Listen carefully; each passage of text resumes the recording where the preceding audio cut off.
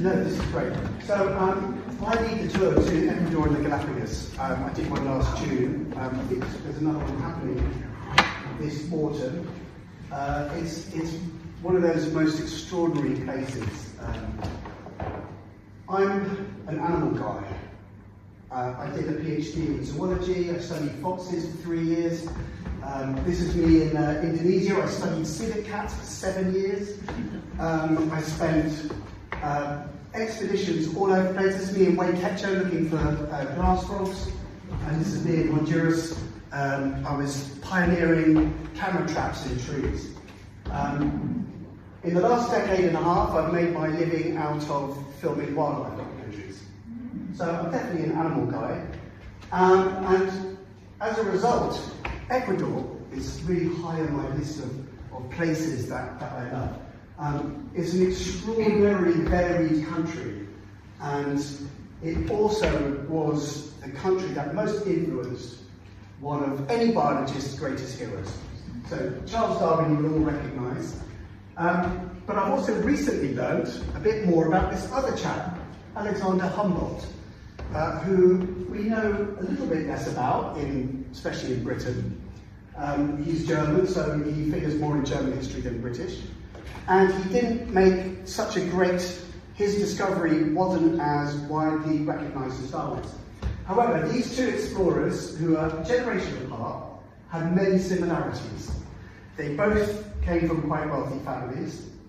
They both conducted 5-year missions across South America, and they were both collectors. And I think this is an extraordinary behaviour trait that brings a lot of explorer scientists who are great observers of nature, that links them all together.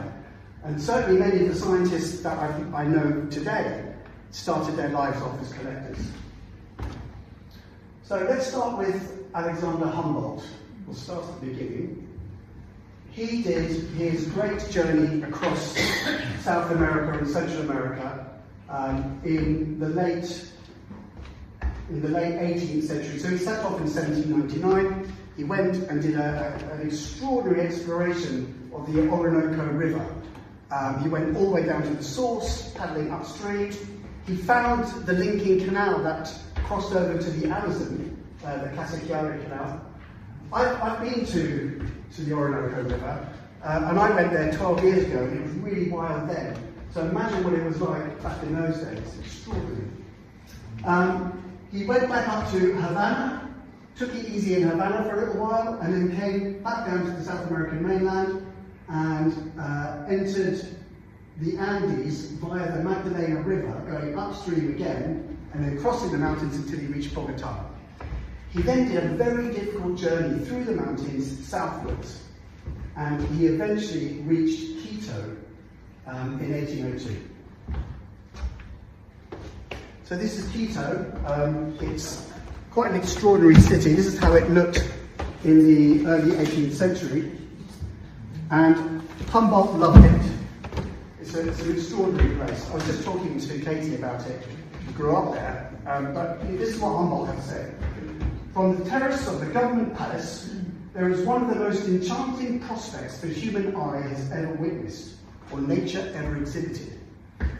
Looking to the south and glancing on towards the north, 11 mountains covered with perpetual snow present themselves, their faces apparently resting on the verdant hills that surround the city, and their heads piercing the blue arch of heaven. White clouds hover midway down them, or seem to crouch at their feet. So Quito, honestly, he loved this place. He spent 9 months there, and it became his base of explorations. And from there, let me just tell you a bit more about Quito, actually, because Quito is an exceptional city. It's one of the highest capital cities in the world, possibly the second, depending whether La Paz is considered the capital in Bolivia or not. It was also the first city, along with Krakow, to achieve UNESCO World Heritage status in 1978. It's a much bigger city now. There's 2 million people living there, but it still retains a lot of its charm. It's got the largest, best maintained old town or old city in all of South America. It's quite extraordinary going through there. You could be back there in Humboldt Day, in many of the streets. So, what did Humboldt do? Well, he was interested he was interested in exploring the mountains. So, unlike Darwin, Humboldt was quite a physical character. He loved climbing. He climbed up several of the volcanoes. He coined the term the Avenue of the Volcanoes. He climbed Pichincha, and famously he climbed Chimborazo, which is one of the biggest mountain in Ecuador. And at the time, it was thought to be the highest mountain in the world. And he climbed almost all the way up there until really bad weather came in. He found himself on a knife-edge ridge with precipitous drops on either side. The wind was picking up, it was freezing cold. He could barely operate his instruments. And being a scientist of his caliber, he didn't just go up there to have a look. He brought all of his instruments with him. And he took very careful measurements all along the way, describing the plants that he found and measuring all of the physical conditions, humidity, temperature, working out the altitude, and he also brought various geomagnetic kit with him. So he was an extraordinary observer of nature. He collected many specimens, but probably the mountain that he got most of his inspiration from was this one. This is Antisana. This is one of the places that we visit on our tour. It's a beautiful volcano. It's nearly 5,000 meters. Sorry, it's over 5,000 meters tall. It's an extraordinarily high volcano. And it's surrounded by a national park that's been preserved, probably very similar to what it did in Humboldt's day, with this unique haramo habitat, this sort of grassland. Humboldt really liked it. He described it as covered with the most beautiful turf of alpine plants, with purple and azure flowers, nicely contrasting with the dark green of the turf, where many deer and bulls roamed freely. So he was enchanted by this, and he spent more time around Antisana than he did on any other mountain. And this is the exact hut that he stayed in. It's over 4,000 meters up the side of Antisana volcano. And the first night there was kind of tough, and this is what he wrote about it. The first night we spent there was cruel. We stayed nearly 24 hours without food. We found only potatoes. There was no candle. The small rooms were filled with the smoke of the straw fire we used to enlighten us. The wind blew and howled like in the open sea. But it didn't put him off. He did spend another 3 days botanizing around there, and he loved it. Now, it's a real pity that he didn't realize that only 10 miles to the north were these lovely hot springs. Now, you can see in this picture, you can see Antisana volcano from Papayacta hot springs. Papayacta used to be a potato trading outpost. It is one of the highest settlements in the world. It's, I think it's like 3,300 meters up. It's in the top 20. You know, it's not bad. And I love it. I've been there a couple of times actually, and the water is volcanically heated, and there's a number of pools throughout the whole community there, in various hotels, there's some public ones. There's plenty of these organically, geologically heated pools, and they're warm. They're proper warm, which is great because it's cold outside. You know, they're really like. Some of them are up to 40 degrees or even more, and you can choose the temperature by changing your position in the pools. And at night, if you get a really clear night under the stars, you can see the cone of Antisana, and you get these extraordinary nocturnal hummingbirds visiting the flowers around you. The other thing I like about this place is the high altitude cloud forest. There's actually a very neat little trail network that follows some rushing rivers, and you get these extraordinary little forests dripping with epiphytes and these bromeliad plants that go all the way up there with loads of birding. It's a good job they're short, because at that altitude, 3,300 meters, it's quite easy to lose your path. Anyway, poor old Humboldt didn't have that. He had to rough it, which is a shame. Now, I was saying that Antisana was important to him. He spent a lot of time there.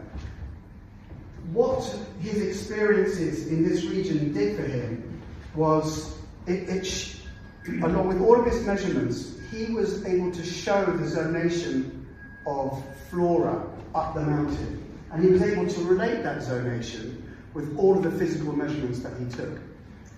This sort of diagram, this is one of his maps, had never been drawn before. He was the first person to draw this kind of biogeographical distribution map, in this case with altitude. And look, you notice it on this drawing, he puts the Antisana hut, the very same hut is there, even though this is actually Chimborazo. And it wasn't just that he drew pretty maps. I mean, this is his most famous drawing. This is his cross-section of Chimborazo. And he used his observations. He didn't just make this map relating it to the physical conditions. He compared it with similar mountains elsewhere in the world that he'd already visited. And with the implication that he made a connection between these different countries, he envisaged nature as a kind of a network. He used the word Naturgemalde, which was a kind of a German composite word demonstrating the interconnectedness of nature. And he was the first person to do that. And I firmly believe that was his observations in the mountains here that really brought that home to him. Now, he loved the map. He would have loved this map. This is a map of Ecuador. These are all the different habitat types. I mean, this was made by satellite data, and he wouldn't have obviously had access to that. So he would have loved this. And look how many different types of vegetation. You've got Amazonia in the green here, all these different gradations of mountain forests, Paramo in the dark here, and then there's this weird grey forest over here, the Chocoan rainforest, separated from the Amazon since the Miocene for at least 12 billion years. And this extraordinary arrangement of geography makes Ecuador one of the most biodiverse countries in the world. It is one of the 17 so-called mega-diverse countries. These 17 countries hold 70% of all species on Earth. Ecuador is the smallest of those, yet stands high amongst them. It is by no means the least. And the diversity there is off the scale. There's 20,000 species of vascular plants. It's a big number. It's the capital of frogs on the planet. There's 700 species there. The most beautiful frogs you'll ever see. It's got its fair share of mammals. There's well over 400 species. And they're finding new ones all the time. This little thing here is called an olinguito. That was only discovered less than 20 years ago. And the birds are off the scale. So there's over 1,600 species in Ecuador. It's a bird's paradise. One of the destinations that we go to is Mindo. This is on the western foothills of the Andes, not far from Quito. It's extraordinary. You can, as you go down from Quito, you really feel the difference in not only how the forest looks, but how it smells and how it sounds. It's got a very different bird fauna. And the fauna changes as you go down the hill. Hummingbirds at this place are off the scale. It's why we went to this place to film them when I worked for National Geographic. The other thing that they've got there, which Humboldt would have loved, is zip lining. I did that last time, it was great. And water tubing. The water tubing there is fantastic. I wish Humboldt had got to have a go at it. I went there with my guests, and I think I was the youngest person there, but we all did this. Nobody ducked out of it, and it was great fun. I thoroughly recommend it. Right, the people in Ecuador are as diverse as the other creatures.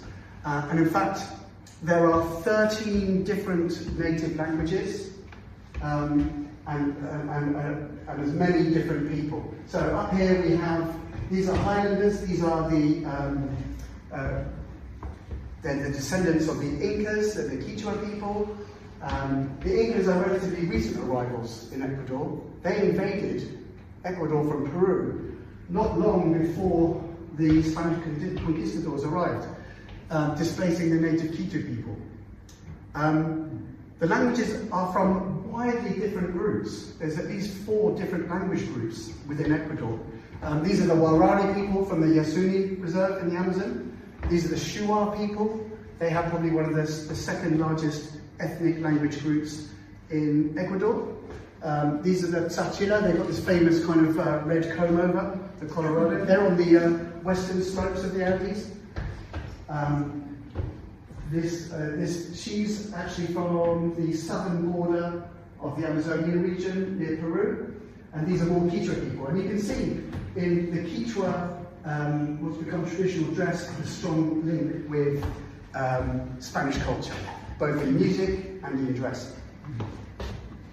Now, one of the things that I grew to like about Humboldt, he was also interested in local people.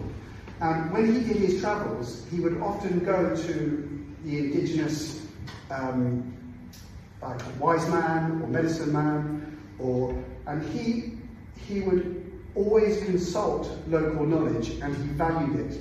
And in his writings, he would often say that he felt that local knowledge or the local people had no less ability or capacity for scientific thought than any European. So he was ahead of his time in that sense. And when he came back to Prussia, he strongly campaigned against slavery and set up various establishments to prevent the spread of slavery. So he was a guy who was ahead of his time. Here he is. He looks quite cool as well, doesn't he? He's quite a German, handsome guy. He left quite a legacy. Do you know, there's more than 1,000 things named after Humboldt. And by things, I mean plants. There are 300 plants named after him. Over 100 different animals. There's the Humboldt squid, the Humboldt penguin. Loads of things. There's the famous current. There's lots of towns. There's even astronomical bodies. I think there's comets made. I mean, it's extraordinary. There's more things named after him than any other explorer. The university as well, isn't it? And the university, exactly. So he's quite an extraordinary person, and he also brought a sense of connectedness in nature, which no scientists had previously brought. Connectedness, and he changed the view from the archetypal categorization of everything to having a much more a view where things didn't have categories, they had connections. Which was all important precursors for Darwin. Now, Darwin never physically met Humboldt, but they communicated and they wrote to each other a lot. So let's move on to Darwin then. So this is Darwin, this little guy here, 6-year-old Darwin. Look, he'd already started collecting. He's with his sister Catherine, who's just a year younger. But at this time, in 1816, Humboldt would have been in his late 40s. He was living in Paris. He was writing up all of his great travelogues and presenting his findings. Darwin had no idea about him at that age. In fact, Ecuador wasn't even a nation yet. It was going to be another 4 years before any independence was declared, and another 14 before Ecuador would form as an actual country. So here's the young Darwin. Many of you may know his history. He had a very overpowering father. He didn't do very well at school. He spent all of his time collecting nature, animals, plants, minerals. His dad sent him to Edinburgh for medical school to become a doctor like him. And in Edinburgh, he first met, he met many people there, including a guy called Robert Grant, who first introduced him to the idea of evolution. So he introduced to him Lamarckian evolution, the evolution via acquired characteristics, which the Frenchman Jean-Baptiste Lamarck came up with in the previous century. So he already had those things going on in his mind when he was at medical school. He flunked medical school. He didn't like it. He found it boring. He couldn't handle the cruelty of amputations without anaesthetic. So he flunked out that, he left, and his dad said, well, I'll tell you what, why don't you go to Cambridge and study theology? So he went to Cambridge, and there he met some people who were to influence him. First was the clergyman botanist Robert Henslow, who he went botanizing with and learned how to identify and collect animals. And he met Adam Sedgwick, who was a geologist, who took him on geology expeditions to North Wales, where he learned about strata and the laying down and timelines of geology. It was Robert Henslow who said to him, who invited him or recommended him for the ship, for the journey on the Beagle. So he set up a meeting with the captain of the Beagle. Now, we were talking about little ships there. This one's not a very big ship. It was 95 foot long, 20 foot wide. It was a 10-gun brig sloop, apparently, which then had 2 masts, or 2 proper masts. And there was 65 crew on board, and then 9 other people. So it's very busy, and he spent 5 years on this thing. So let's have a look at his route. Now, most of those years he spent between here, and he went on numerous inland expeditions all around South America, mostly in Brazil, Argentina, and Chile. He didn't get to the Galapagos Islands until 1835. Now, before he arrived in the Galapagos Islands, it wasn't the animals that floated his boat, it was the geology. Now, I told you he'd been geologizing with Adam Sedgwick that made him interested in the subject. He also, while on board the Beagle, read Charles Lyell's 4 volumes of the Principles of Geology, which were quite revolutionary. They suggested that the Earth was much older than the creationists said, giving time for evolution to happen. He also suggested that the world was constantly changing by various processes. It was a theory that he called uniformitarianism, and separated it from the creationist view, which was everything stayed the same until there was a flood. And then the creationists had to change this because they started seeing fossils, and then they said, well, there's a few floods, and that's why you don't see some of these fossils. And anyway, catastrophism was very different from Charles Lyell's view, and Darwin was fascinated by this, and it was one of the greatest roads that paved Darwin's way to evolution. So he was excited about volcanology, and he clearly had read all of Humboldt's travelogues. He was excited about the climbs that he did and the eruptions that he had witnessed. And this is what he said, when he was in Callao. He wrote, I look forward to joy and interest to this, for the sake of having a good look at an active volcano.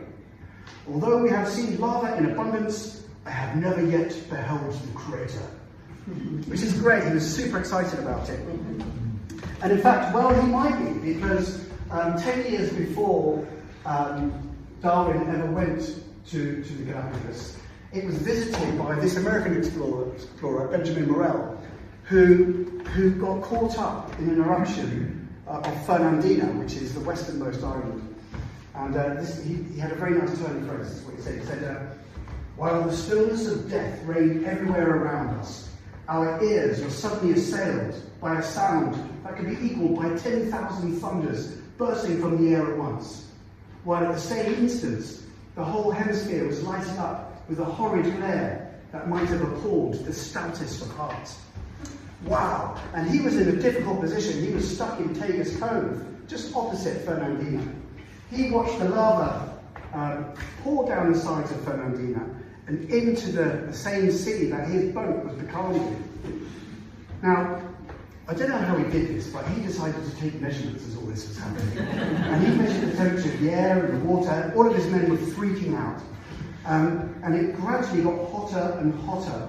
The sea reached up to 60 degrees centigrade. It was practically boiling. And he was in deep trouble because the tar and the pitch that sealed his boat together was melting.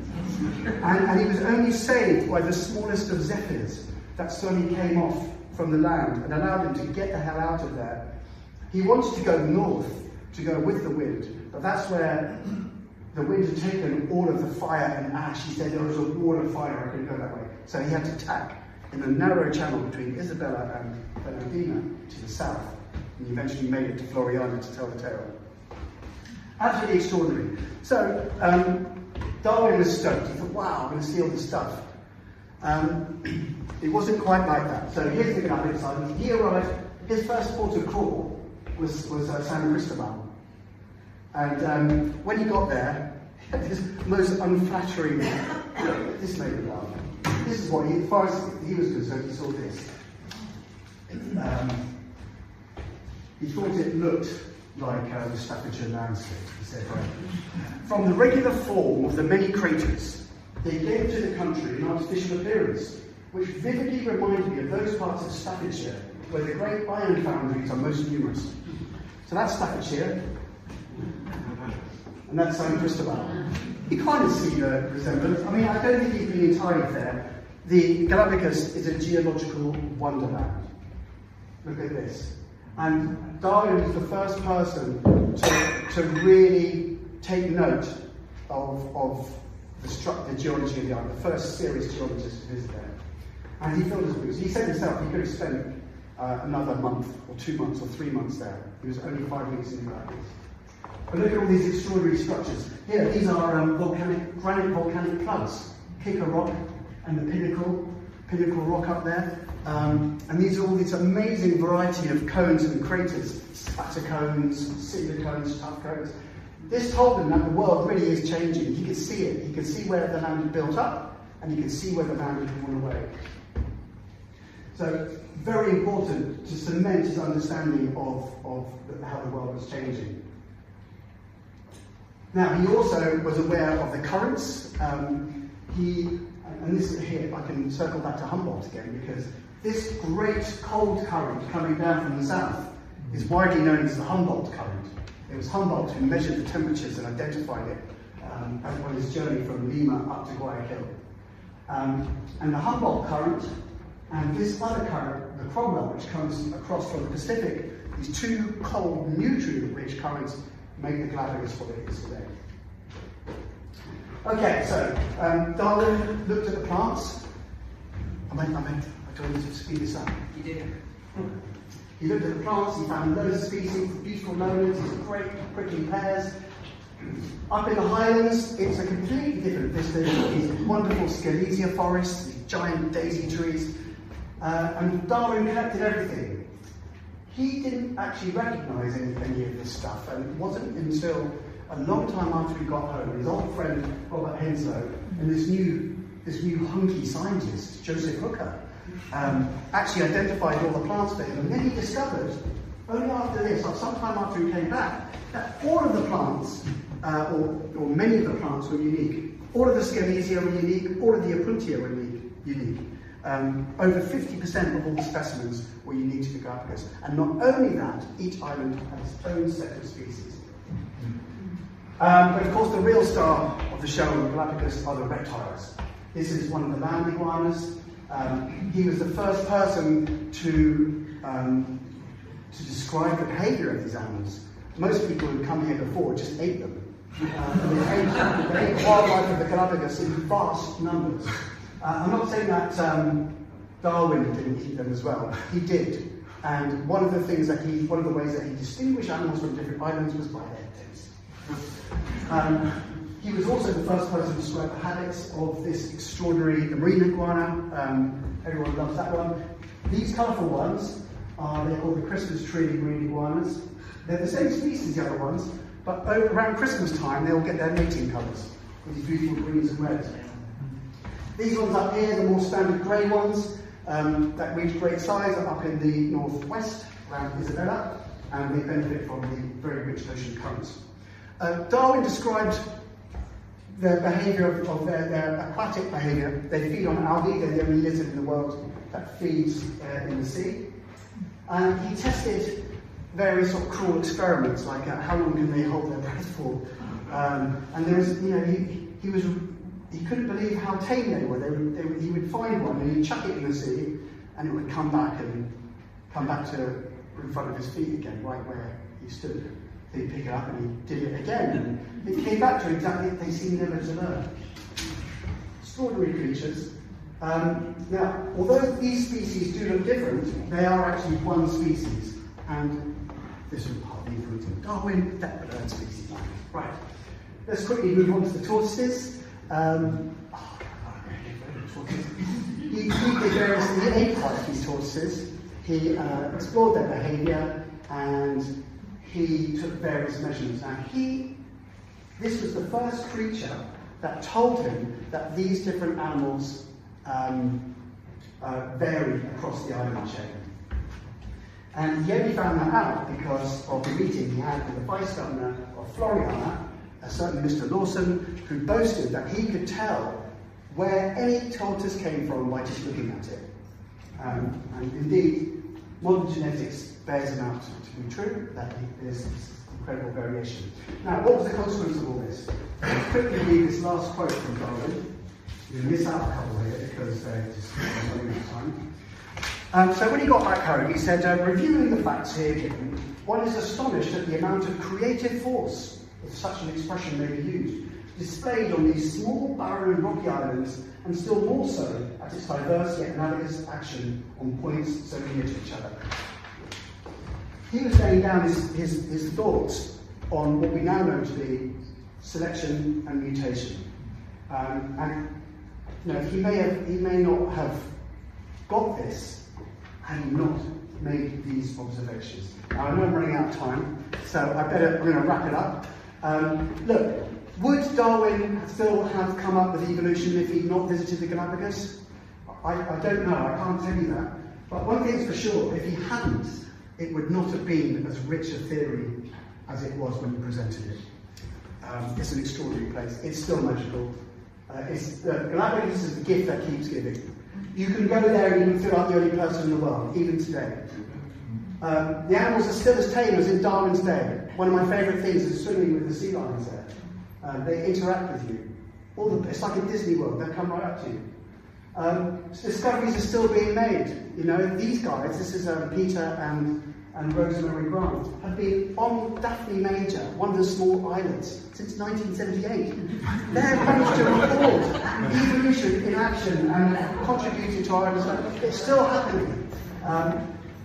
The Floriana tortoise, thought to be extinct, is alive. There's a new species of pink iguana on Isabella. It's an amazing place. You should come and see it. Thank you.